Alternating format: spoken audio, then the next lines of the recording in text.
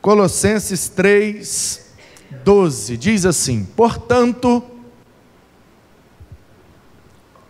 como eleitos de Deus, santos e amados, revistam-se de profunda compaixão, de bondade, de humildade, de mansidão e de paciência. Suportem-se uns aos outros, perdoem-se mutuamente. Caso alguém tenha motivo de queixa contra outra pessoa, assim como o Senhor perdoou vocês, perdoem também uns aos outros. Acima de tudo isto, porém, esteja o amor, que é o vínculo da perfeição.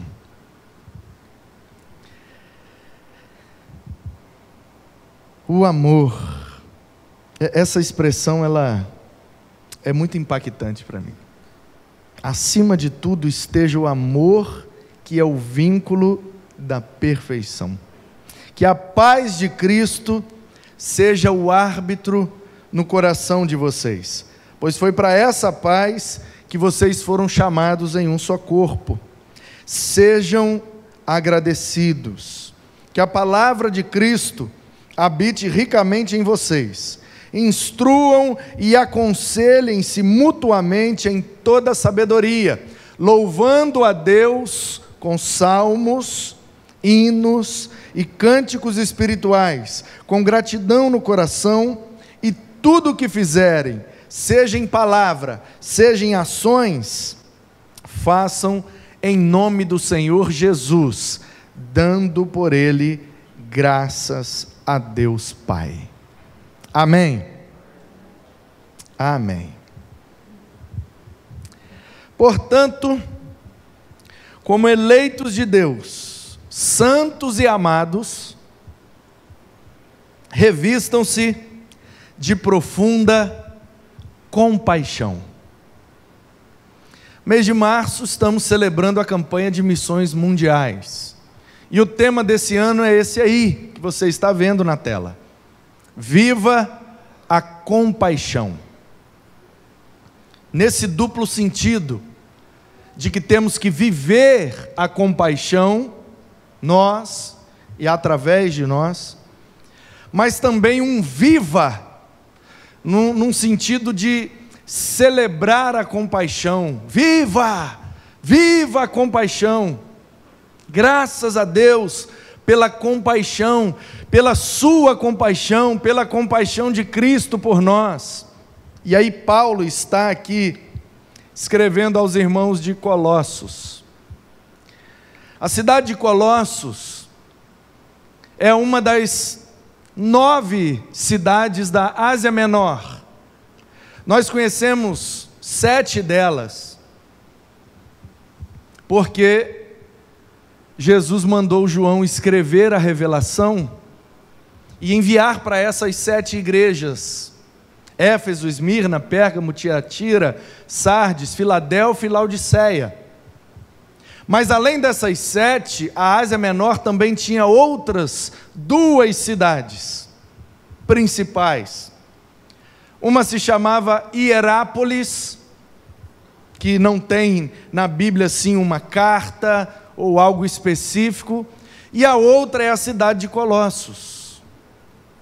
Portanto, Colossos fica na Ásia Menor, cuja a capital ou a cidade de maior referência é Éfeso, porque está na beira do mar e tem um porto. Geralmente, as cidades que têm um porto, ou onde o rio é maior nas suas imediações, elas se tornam referência nas suas regiões. Não é por acaso que a capital do Espírito Santo é Vitória, e antes era Vila Velha. Por quê? Por causa do porto, porque tudo escoa ou para sair por esse porto, ou tudo entra por esse porto para ser escoado para dentro do estado ou da nação.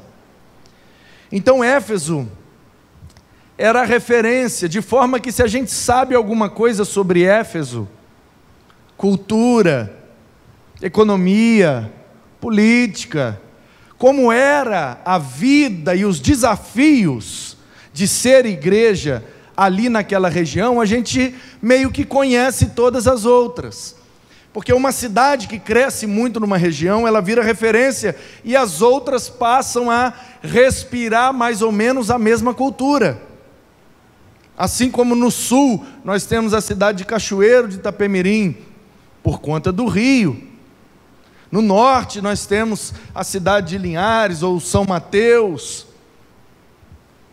Então, as cidades menores ao redor dessas cidades, referência, elas têm uma troca cultural muito grande.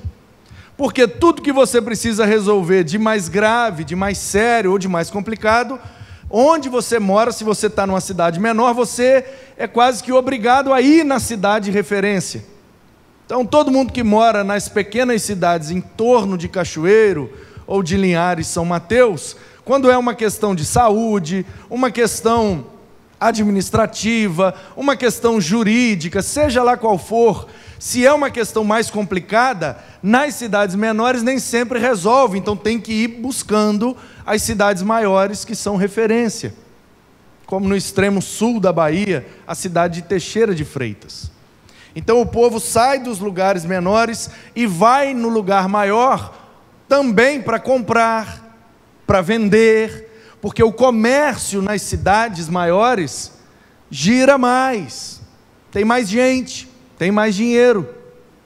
Então, a gente não sabe muita coisa sobre Colossos, mas sabendo alguma coisa sobre Éfeso, e sabendo sobre aquelas 7 cidades, né? Éfeso e mais aquelas 6, que Jesus pede para João escrever para eles, então ali a gente vai entendendo, pela carta de Paulo aos Efésios, pelas 7 cartas do Apocalipse, pelas viagens de Paulo, passando naquela região, conversando em Mileto com os presbíteros de Éfeso. Então a Bíblia vai dando para a gente algumas pistas, algumas dicas, de como funcionava a mentalidade e a cultura em Colossos. E não é por acaso que aos Colossenses, Paulo usa muitas palavras, e principalmente nesse trecho, que são idênticas às palavras que ele usa aos Gálatas. Colossenses capítulo 3, principalmente essa porção que nós pegamos, ela é quase que uma analogia a Gálatas capítulo 5. Em Gálatas capítulo 5, Paulo faz aquela comparação entre as obras da carne, ou seja, o que nós praticamos por conta da nossa natureza pecaminosa. Carne ali tem esse símbolo, tendência ao pecado. Então, a gente não é pecador porque peca, a gente peca porque é pecador. Temos uma natureza pecaminosa, e isso vai aparecer através dos nossos atos, em algum momento. Nós temos essa tendência natural, desde o berço. A gente não tem que ensinar a criança a fazer o errado. Vem no pacote. Você pega 2 crianças, bota um brinquedo só e deixa as 2 brincarem. Daqui a pouco elas estão brigando. Quem ensinou a criança a brigar, morder, xingar, desobedecer? Não precisa ensinar essas coisas. Tem que ensinar exatamente o contrário. Portanto, nos parece, pela Escritura e pela observação, que todos nós temos essa natural tendência ao que é pecaminoso. E o contrário, o que não é pecaminoso e o que agrada a Deus, vai ser para nós um pouco mais difícil, para alguns até sacrificante. Por isso que Paulo orienta que nós devemos matar a nossa carne, crucificar a nossa carne. E ali em Gálatas 5, ele faz essa comparação, e de maneira muito didática ele nos dá esse conselho: quanto mais da carne, menos do espírito; quanto mais do espírito, menos da carne. Essa balança, ela é inversamente proporcional. Não tem como ter muita carne e muito espírito ao mesmo tempo. Se você se enche de um, automaticamente o outro esvazia. Então a orientação de Paulo é: se eu só consigo matar a carne me enchendo do Espírito, então que sejamos cheios de Deus. E isso vai gerar algumas coisas na nossa vida. E quando uma planta gera, ou até nós mesmos, a gente chama de fruto. Então, quando eu olho para o Manuzinho, meu filho, ele é o fruto da minha relação com Ana Paula. A gente tem a tendência de sempre olhar o fruto do Espírito e compará-lo a uma fruta. Didaticamente até vai, dependendo da fruta que se escolhe. Mas ali não tem nada de fruta. É fruto no sentido de que aquilo que é gerado a partir de uma intimidade. A partir da minha intimidade com a Ana Paula, foi gerado um fruto, o filho. Então, Paulo está dizendo, quando nós nos relacionamos intimamente com Deus, o Espírito dele gera esse fruto na gente. E aí a pergunta é: que fruto é esse, Paulo? Aos Gálatas ele responde: amor, alegria, paz. Daqui para cima, ou de cima para cá. Longanimidade, bondade, benignidade, daqui para cá, ou daí para cá. Fidelidade, mansidão e domínio próprio, daqui para aqui mesmo. Então, as 9 características do fruto do Espírito são separadas em 3 blocos de 3, onde as 3 primeiras é na minha relação com Deus, as 3 do meio é na minha relação com os outros, e as 3 últimas na minha relação comigo mesmo. O que o Espírito gera em mim a partir desse relacionamento. E as palavras lá, ágape, caris irene, macrotúmia, crestotés agatosune, pistis prautes egkrateia. Todas palavras gregas que foram traduzidas nessas palavras para nos orientar, para a gente ter uma maneira de, meio que, como é que eu vou falar? Mensurar. Eu procurei uma palavra mais fácil, mas não encontrei. Mensurar, medir.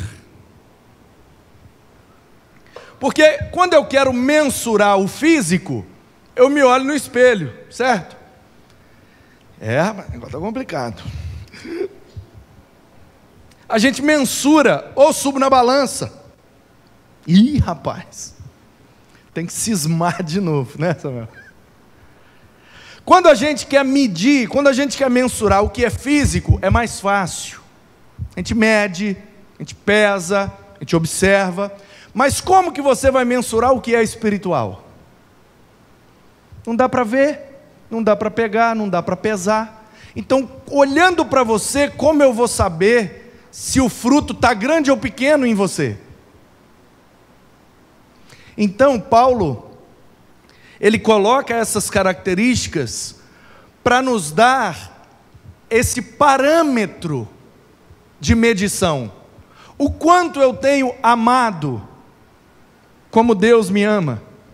O quanto eu tenho sido alegre com as bênçãos que Deus me dá. O quanto eu tenho sido pacífico nas minhas relações. O quanto eu tenho esticado o meu pavio. E assim sucessivamente. Então a gente olha para essas características, olha para o nosso viver e começa a medir. Estou bem, estou mais ou menos, estou mal, preciso encher mais, preciso buscar mais, a gente vai mensurando. E aí, quando Paulo escreve aos Colossenses, ele usa a mesma dinâmica, só que ele coloca aqui uma palavra que ele não colocou em Gálatas, e a palavra é compaixão. Ele fala: revistam-se de profunda compaixão. Aí, bondade, humildade, mansidão, paciência, suportar, perdoar, amar, porque é o vínculo da perfeição. Todas as outras 9 características do fruto do Espírito, ele trabalha aqui. E se você conferir no grego, ele usa até os mesmos termos, as mesmas raízes, muda por conta de conjugação, mas é as mesmas palavras. Só que de repente, aqui aos Colossenses entra essa compaixão. E aí a pergunta que eu fiz é: por que não tem compaixão em Gálatas?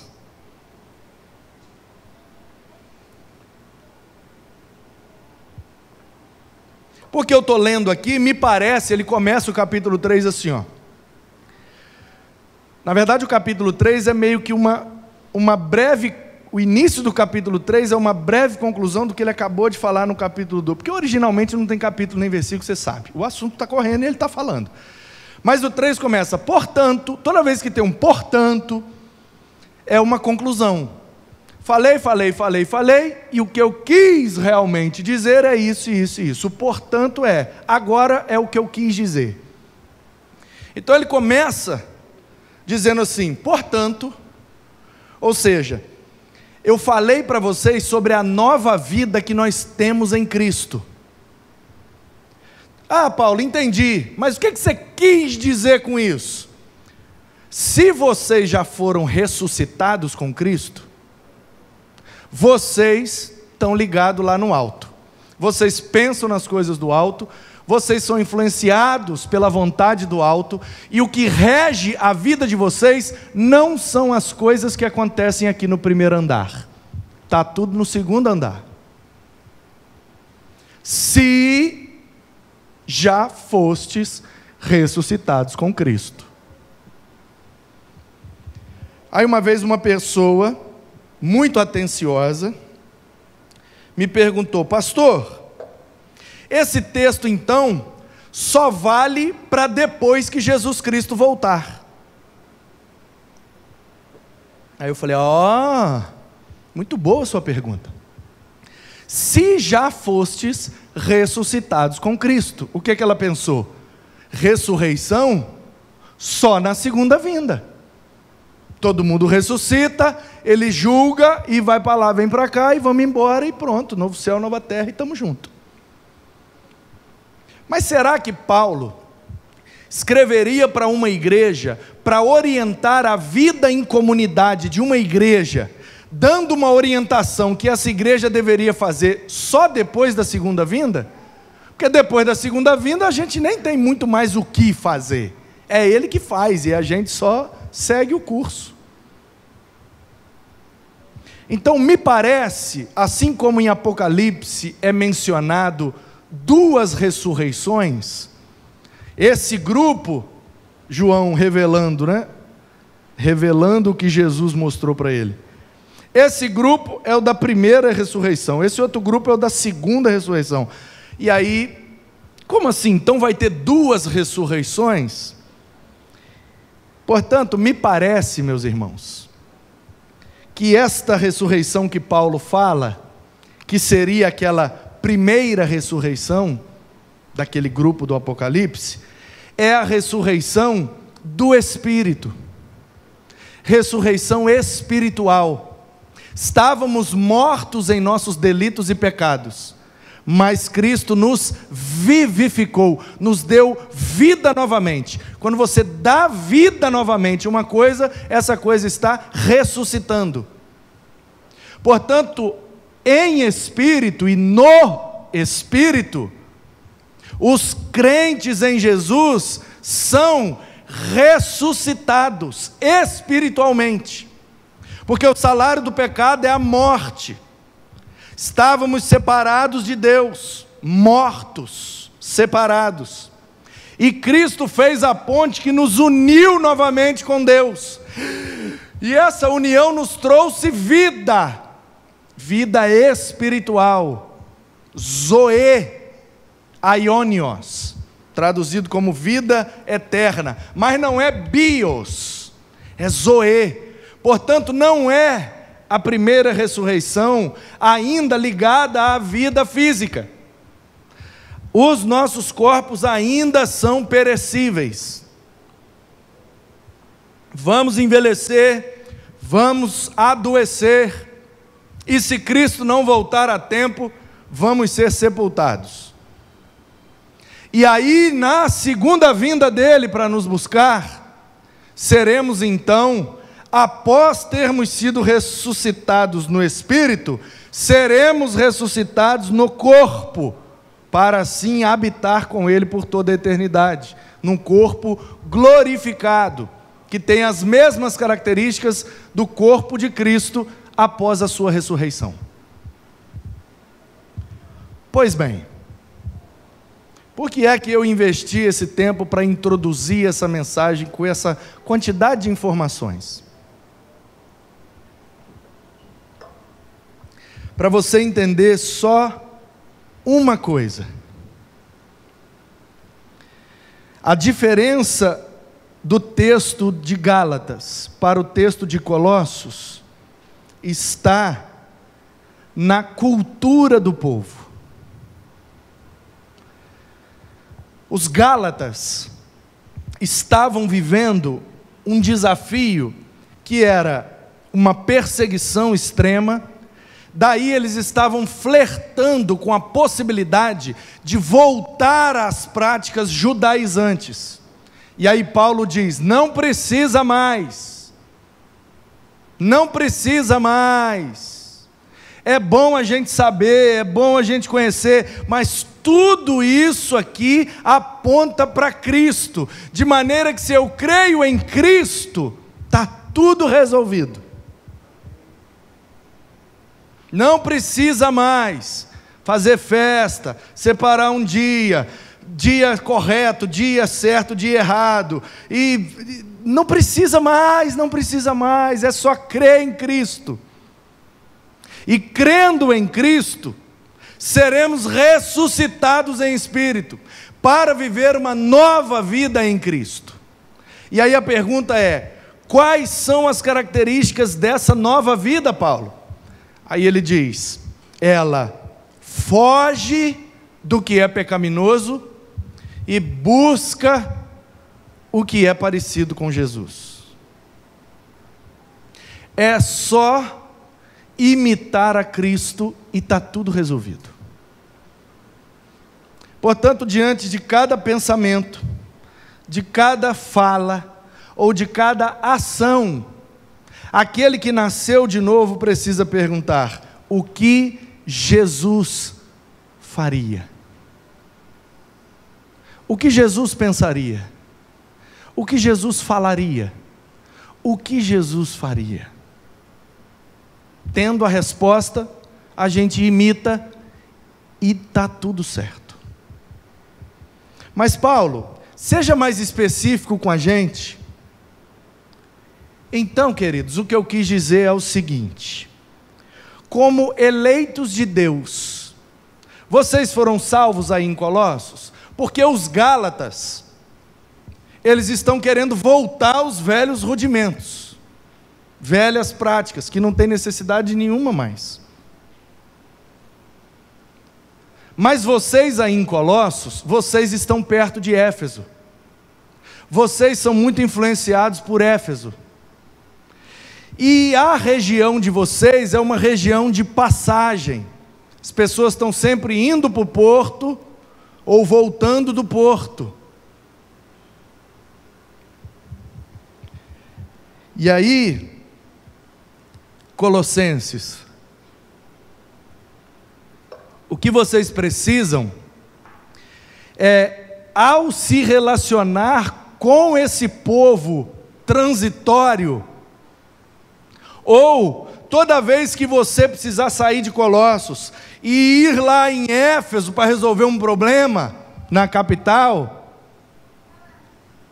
Quando alguém ficar doente, você estiver aqui no hospital, lá em Éfeso, porque lá é melhor. Quando tiver um problema aí com a polícia, com o governo, e tem que pagar uma taxa, aí vocês têm que ir lá em Éfeso, porque lá é a sede do negócio. Quando vocês estiverem se relacionando com essa cultura muito misturada de Éfeso, vocês precisam se diferenciar para se parecer com Cristo. Agora vamos olhar para o nosso tempo e para a nossa cultura. O que é que a gente pode fazer para ficar nítido que nós somos de Cristo? Aí eu perguntaria: Paulo, eu moro perto da capital, não moro numa cidadezinha assim como Colossos, porque para Grande Vitória, Colossos seria uma Anchieta olhando para o sul, ou uma João Neiva olhando para o norte. Uma cidade bem pequena, mas que, papo de 1 hora, 2 horas, você está lá na capital. Então, Paulo, o que é que eu preciso fazer para quando eu receber o pessoal, ou quando eu for influenciado com essa cultura da capital, para eu não ser influenciado pela cultura mundana, mas me parecer com Cristo? É uma roupa que eu tenho que usar diferente? Aí Paulo diz: não, nada a ver com roupa. Então é um cabelo que eu tenho que usar diferente? Não, nada a ver com cabelo. É um dia da semana que eu preciso separar para alguma coisa? Não, nada a ver com isso. É na maneira de eu falar, na maneira de eu escrever, eles vão perceber. O que é que eu tenho que fazer, Paulo? E aí ele diz: primeira coisa, você tem que ter certeza de que é um eleito. Você foi eleito por Deus para a salvação? Porque Deus nos elegeu, diz a Bíblia, em Cristo, antes da fundação do mundo, para sermos santos e irrepreensíveis.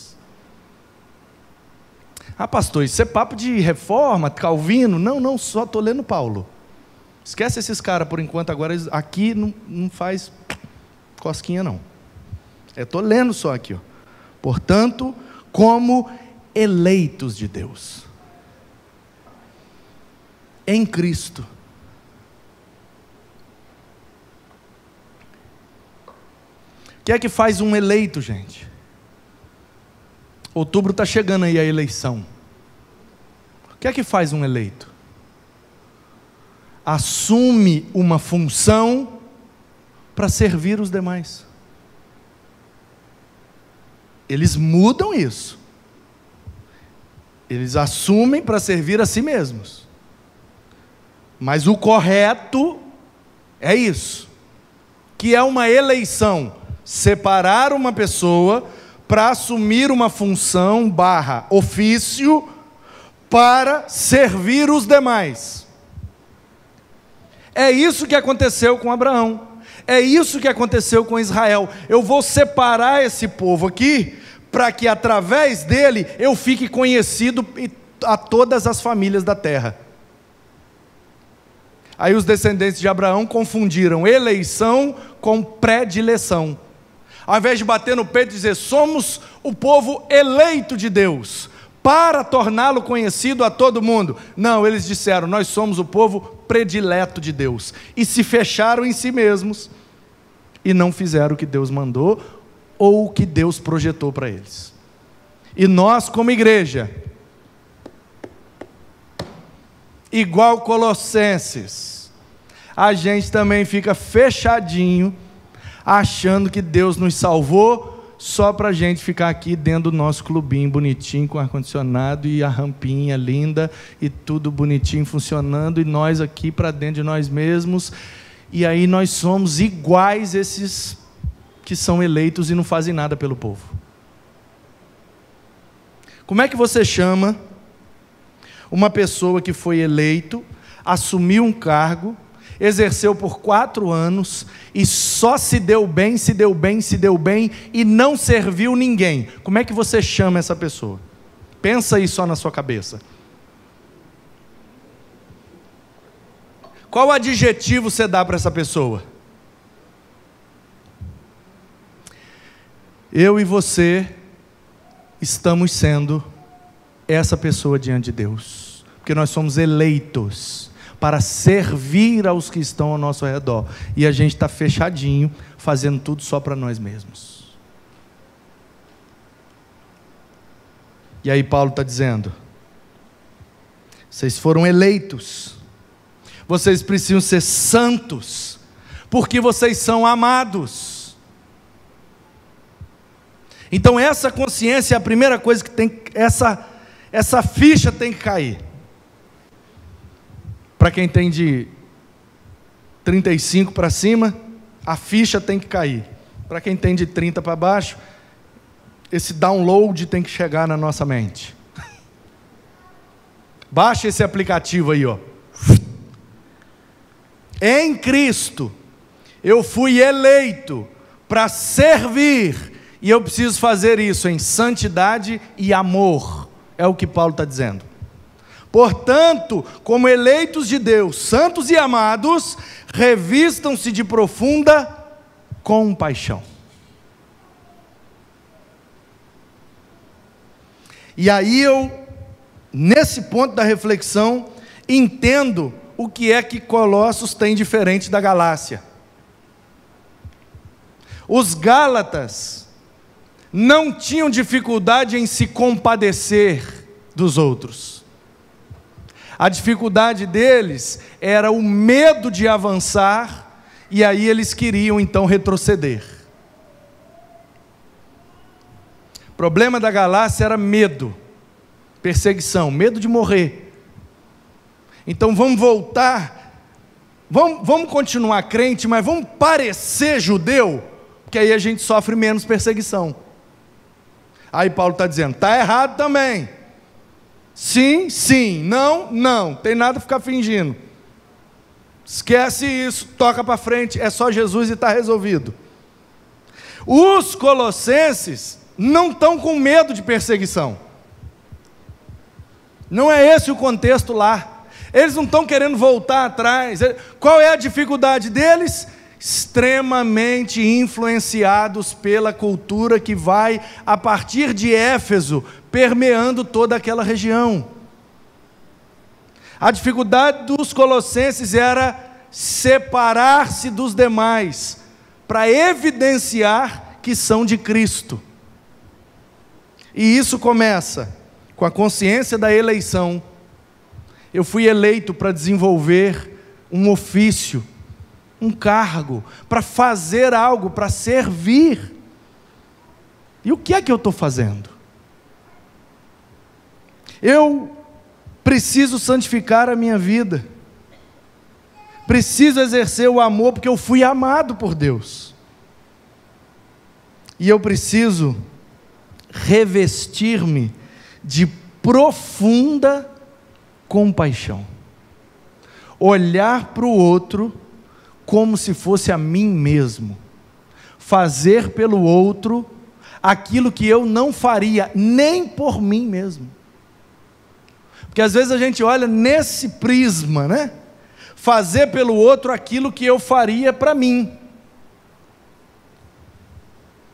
Então o que eu quero para mim, eu quero para o outro. Isso é bom? Isso é ótimo. É ótimo. Mas Jesus vai além disso. Ele nos chama a fazer pelo outro aquilo que não faríamos nem por nós mesmos. Isso é compaixão. Isso é revestir-se de profunda compaixão. E aí, quando isso começa a acontecer na minha vida, naturalmente eu passo a ter as características de Cristo, que são evidenciadas através do fruto do Espírito. Aí eu tenho facilidade em ser bom, humilde, manso, paciente, dar suporte uns aos outros, amar mutuamente, perdoar. mutuamente, uns aos outros, ser grato uns pelos outros, e fazer com que o amor seja esse vínculo que nos torna uma comunidade diante de Deus. Tudo o que fizermos, seja em palavra, seja em ação, que façamos em nome do Senhor Jesus, dando por Ele graças a Deus. A gente confunde muito e não compreende muitas vezes o significado da expressão em nome de Jesus. Muitas vezes nós usamos essa expressão como uma espécie de abracadabra gospel. Sabe? Palavras que, se você falar daquele mesmo jeito, com aquela mesma entonação, algo vai acontecer. Isso é magia, isso não é evangelho. Não, porque não sei o que, porque em nome de Jesus, não sei o que lá, em nome de Jesus. E a gente acha que falar essas palavras com a entonação certa vai abrir os céus e algo vai acontecer conosco. Tem nada a ver com falar as palavras, irmão. Tem a ver com vivê-las. E como é que a gente vive em nome de Jesus? É simples. Fazer algo em nome de alguém é fazer algo representando esse alguém. Olha, o pastor Ximenes vai fazer aniversário dia tal, e ele pediu para eu convidar todo mundo para ir no aniversário dele, que vai ser lá no salão de festa do prédio dele. Ele não pôde vir, então eu estou aqui em nome dele, convidando toda a igreja. Entendeu ou não? Ele não pode fazer, ele me dá essa incumbência. Você faça, por favor, em meu nome. É isso que Jesus pediu para a gente. Eu vou ali rapidinho, Esther, preparar um lugar para vocês ficar comigo na eternidade. Mas já estou voltando. Enquanto eu vou ali e volto rapidinho, aí talvez a Esther está olhando e pensando assim: pastor, rapidinho, 2000 anos? É porque para Deus 1000 anos é um dia só. Então só tem 2 dias.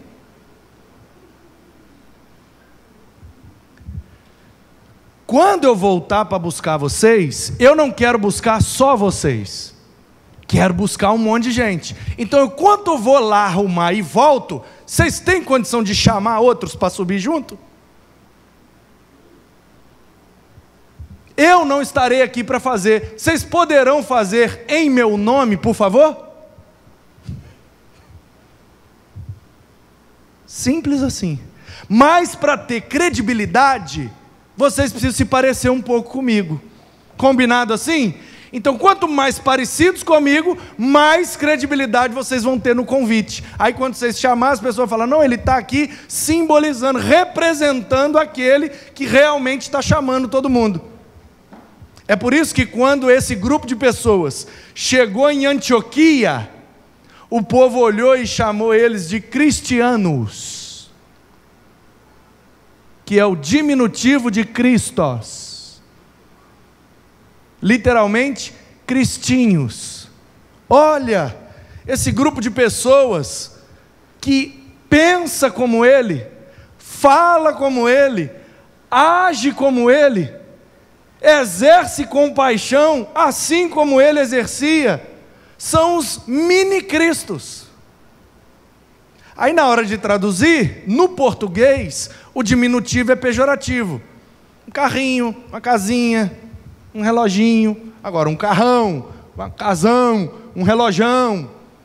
Então, como no português o diminutivo é pejorativo, e eu acho que foi uma pena, mas foi uma grande pena, uma pena de avestruz gigante, o João Ferreira de Almeida ter escolhido o aumentativo, ao invés de manter a originalidade do texto. Nós não deveríamos nos chamar cristãos, deveríamos nos chamar cristinhos, para que a gente não perdesse a consciência de que somos mini-cristos, imitamos a Ele, buscamos nos parecer com Ele e fazemos em nome dEle, porque como Ele não está aqui fisicamente para fazer, Ele enviou do Seu Espírito para nos dar poder para fazer. E não tem como fazer sem compaixão, porque compaixão é uma das principais marcas de Cristo. Consequentemente, compaixão é uma das principais marcas de um cristão. E aí, meus queridos, que faremos, pois, diante destas coisas? Que faremos, pois?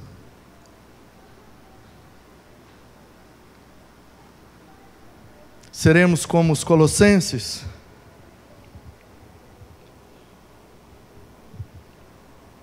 Vamos acatar ou não a orientação de Paulo? Vamos decidir ou não viver como Cristo, representando Ele em todas as circunstâncias? Ou vamos tocar a nossa vida do nosso jeito e só esperar Ele vir buscar a gente? Vamos ignorar o pedido dEle, de que quando Ele vier buscar, Ele quer mais? Ou vamos subir só nós mesmo e estar tranquilo? São decisões que nós precisamos tomar nesse momento. Você ouviu, você refletiu, e você bem sabe o que é que você precisa decidir. A minha oração é que você decida e faça. Porque o que muda a nossa vida não é o que a gente acredita, nem o que a gente concorda. O que a gente acredita pode mudar a nossa eternidade, mas não muda a nossa vida aqui. Eu acreditei em tudo, e vou sair lá e continuo do mesmo jeito, nada muda. Concordei, pastor, concordei com tudo, não coloquei nada em prática, nada mudou. Está com dor de cabeça, eu te ofereço o remédio, você acredita, esse remédio aí realmente é bom. Então, toma o remédio que vai passar, realmente, se eu tomar vai passar a dor de cabeça mesmo. Aí eu te entrego o remédio, você bota no bolso e vai embora. Acreditou, concordou, mas continua com dor de cabeça. Tem que botar na boca e tem que engolir. E a figura que Deus nos mostra na profecia é que de vez em quando Ele aparecia e dava um livro para alguém, um rolo, né?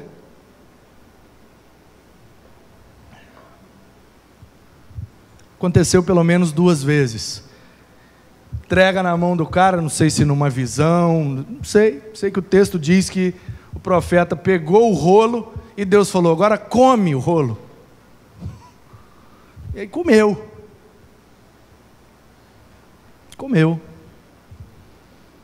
Às vezes era doce na boca, amargo aqui dentro, às vezes era amargo na boca, doce aqui dentro, aí cada um teve sua experiência.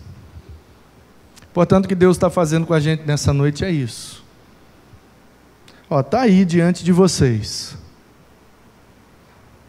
Se vocês se reconhecem em algum ponto como os colossenses, a orientação está dada a vocês, mas cabe a vocês decidir e fazer. Você precisa viver a compaixão, aceitar a compaixão de Deus por você e passar a viver com essa característica na sua vida, se parecendo com Cristo, porque são estes que Ele virá buscar. Que haja fé no seu coração, que haja decisão na sua mente e que haja prática no seu cotidiano. Sairemos daqui mais parecidos com Cristo, para a glória de Deus, pelo poder do Espírito. Em nome de Jesus. Amém.